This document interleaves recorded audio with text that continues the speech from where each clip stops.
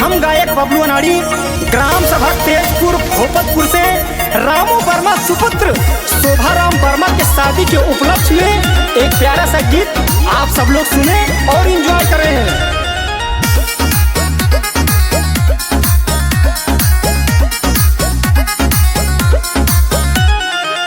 तेजपुर गौवा में बाजी सहनाई शोभाराम वर्मा को लाखों बधाई।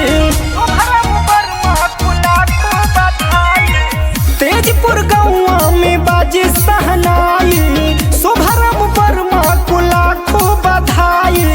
नात रिश्तेदार सब आइल बहो भोपतपुर खुशी आज छाइल बहो। गाना बजा के नाचे सगरो बाराती रामू की आज शादी बनल बाटे दुल्हा रामू की आज शादी बनल बाटे दुल्हा रामू की आज शादी। अरे राहुल भैया चलिए। अरे गुड्डू भाई कहाँ हो?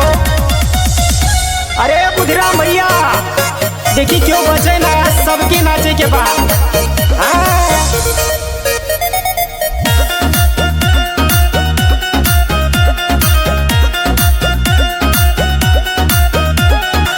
काने में कुंडल बा सर पे मऊरवा हो हर केहू खुश बाटे आज बिया हवा हो। हर केहू खुश बाटे आज बिया हवा। शोभाराम जी के हवे दुलारा रामू भैया हवे इनके सितारा। दुल्हा बने निक लागेले हो सोर भाई भोपतपुर की जाने ना हो। नात रिश्तेदार सब बनले बाराती रामू की आज शादी बनल बाटे दुल्हा रामू की आज शादी बनल बाटे दुल्हा रामू की आज शादी। अरे बबलुआ कहा दादा? अरे दुल्हा का बुआ फूफा कहाँ रे?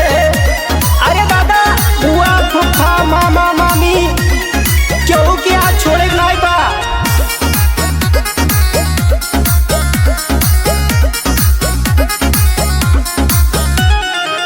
दुल्हा के मामा जी पैसा लुटावेले बबलू अनाड़ी से गहना गवावेले।